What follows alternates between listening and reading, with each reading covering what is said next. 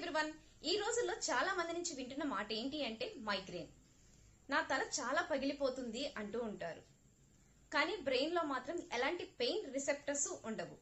ఈ migraine pain అనేది అసలు ఏజ్తో సంబంధం లేకుండా 20+ ఏజ్ నుంచే స్టార్ట్ అయిపోతుంది. దీనికి రీజన్స్ ఏంటి, ఇవన్నీ కూడా మనం ఈ వీడియోలో తెలుసుకుందాం. అండ్ ఇంకొకటి ఏంటంటే, వన్స్ ఈ మైగ్రేన్ పెయిన్ స్టార్ట్ అయిన తర్వాత మన హెడ్లో ఒక సైడ్ పెయిన్ అనేది బాగా విపరీతంగా వస్తుంది. అది 1 అవర్ ఉంటుందా, 2 అవర్స్ ఉంటుందా, ఒక పూట ఉంటుందా, 1 డే ఉంటుందా, అసలు 2 డేస్ కూడా దాని మీద సఫర్ అయ్యే వాళ్ళు చాలామంది ఉన్నారు. అసలు మైగ్రేన్ పెయిన్కి ట్రిగ్గర్స్ ఏంటనేది ఈ ఇమేజ్లో వన్స్ మనం చూద్దాం. సో ల్యాక్ ఆఫ్ స్లీప్ అనమాట. స్లీప్ సరిగా లేకపోవటం వన్ ఆఫ్ ద రీజన్. ఇంకొకటి స్ట్రెస్ అండ్ యాంగ్జైటీ. ఇంకొకటి కెఫిన్ ఎక్కువగా తీసుకోవటం వల్ల. నెక్స్ట్ మీల్ని స్కిప్ చేయటం. నెక్స్ట్ ఫిజికల్ యాక్టివిటీ లేకపోవటం. వీటిలో ఏదైనా కానీ మన మైగ్రేన్ పెయిన్కి ట్రిగ్గర్ పాయింట్ అవ్వచ్చు. ఇంకా దీని గురించి డీప్గా మనం ఈ వీడియోలో తెలుసుకుందాం. మరి తలనొప్పి ఎలా స్టార్ట్ అవుతుంది అంటే, మన బ్రెయిన్ చుట్టూ ఒక ప్రొటెక్టివ్ లేయర్ అనేది ఉంటుంది. ఈ లేయర్ లో ఫ్లూయిడ్స్ అండ్ బ్లడ్ వెజల్స్ తో ఫిల్ అయి ఉంటుంది. సో మనకి తలనొప్పి వస్తుంది అంటే ఇక్కడ ఈ లేయర్ నుంచి అనేది వస్తుంది. బ్రెయిన్ లోని న్యూట్రాన్స్ ఒక ఎలక్ట్రికల్ సిగ్నల్స్ ద్వారా పంపుతుంటాయి. మన బాడీలో sodium and potassium levels correct గా ఉంటే ఈ సిగ్నల్స్ అనేది బెటర్ గా వెళ్ళగలుగుతాయి.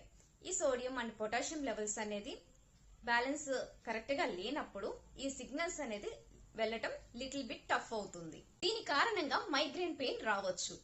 అండ్ మరొకటి స్ట్రెస్ లెవెల్స్ అనేది ఎక్కువగా ఉన్నప్పుడు, బాడీలో సోడియం లెవెల్స్ తగ్గినప్పుడు, వాటర్ సరిగా తీసుకోకపోయినా, మన బాడీకి తగినంత సాల్ట్ అనేది తీసుకోకపోయినా, యూరిన్ నుంచి ఎక్కువ సాల్ట్ వెళ్లిపోవటం, అలాగే ఇన్సులిన్ రెసిస్టెన్స్ స్టేజ్ లో ఉన్నప్పుడు, అంటే ఇన్సులిన్ స్పైక్ అవ్వటం, అలాగే గ్లూకోజ్ స్పైక్ అవ్వటం, ఇలా ఉన్నప్పుడు మన బాడీలో యూరిన్ నుంచి సోడియం వెళ్లిపోవటం, ఈ రీజన్స్ వల్ల మైగ్రేన్ అనేది స్టార్ట్ అవుతుంది.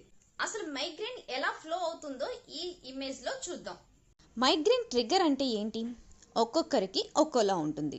కొంతమందికి స్ట్రెస్ వల్ల, కొంతమందికి సరిగా నిద్ర లేకపోవటం వల్ల, high sugars and high salt related foods తీసుకోవటం వల్ల ఈ చైన్ రియాక్షన్ అనేది స్టార్ట్ అవుతుంది మైగ్రేన్కి. ఈ ట్రిగ్గర్స్ స్టార్ట్ అయ్యాక, అంటే స్ట్రెస్ ఎక్కువ, స్లీప్ లేకపోవటం వల్ల స్ట్రెస్ హార్మోన్స్ రిలీజ్ అవ్వటం వల్ల మన బాడీలో వాటితో ఫైట్ చేయడానికి మనకి ఇన్స్టెంట్గా ఎనర్జీ కావాలి. ఫర్ ఎగ్జాంపుల్, మన వెంట ఒక టైగర్ అనేది వెంటపడింది అనుకోండి, దాని నుంచి పారిపోవడానికి లేదా దాంతో ఫైట్ చేయడానికి మనకి ఇన్స్టెంట్గా ఎనర్జీ కావాలి.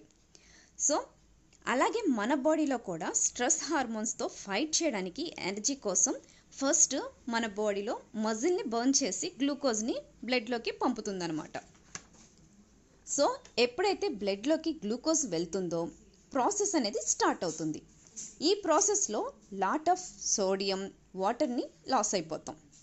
వాటర్ అనేది బాడీలో నుంచి వెళ్ళిపోవటం, సాల్ట్ వెళ్ళిపోవటం వల్ల ఎలక్ట్రోలైట్స్ మన బాడీలో ఇంబ్యాలెన్స్ అనేది స్టార్ట్ అవుతుంది.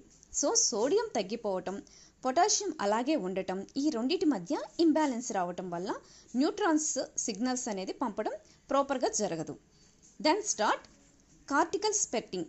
డిప్రెషన్ అంటే మన బ్రెయిన్లో, అంటే మొత్తంలో కాకుండా ఒక వే ఆఫ్ పెయిన్ అనేది రావటం స్టార్ట్ అవుతుంది. ఒక వేవ్స్ లాగా పెయిన్ అనేది స్టార్ట్ అవుతుంది. Actually starts your migraine pain issue. So దీనికి సొల్యూషన్ ఏంటి అంటే, ఫస్ట్ స్ట్రెస్ ని మేనేజ్ చేసుకోవటం, స్ట్రెస్ ని తగ్గించుకోవాలి. దీనికి మెడిటేషన్ హెల్ప్ చేస్తుంది. అలాగే ప్రాపర్ డైట్ ని ఫాలో అవ్వటం, అంటే కార్బ్స్ ని తగ్గించి 7 న్యూట్రియన్స్ ని బ్యాలెన్స్డ్ గా మనం తీసుకోవటం వల్ల బై డిఫాల్ట్ మన బాడీలో స్ట్రెస్ హార్మోన్స్ రిలీజ్ అనేది తగ్గటం బెటర్ అవుతుంది. దీంతో పాటు బాడీలో ఇన్ఫ్లమేషన్ కూడా తగ్గుతుంది. స్ట్రెస్ వల్ల గ్లూకోజ్ పెరగటం లేదా తగ్గటం జరుగుతుంది. దీనివల్ల షుగర్ ఫుడ్స్ ని ఎక్కువగా తినటం, వీటి వల్ల గ్లూకోజ్ లెవెల్స్ అనేది పెరగటం, అందులోనూ ఇన్సులిన్ రెసిస్టెంట్ స్టేజ్ లో ఉండటం వల్ల గ్లూకోజ్ డౌన్ అయిపోద్ది. అంటే ఇన్సులిన్ అండ్ గ్లూకోజ్ ఫ్లక్చువేషన్స్ అనేది తగ్గుతాయి. లో కార్బ్ డైట్ లో ఈ సొల్యూషన్ వల్ల మైగ్రేన్ పెయిన్ అనేది రిలీఫ్ వస్తుంది.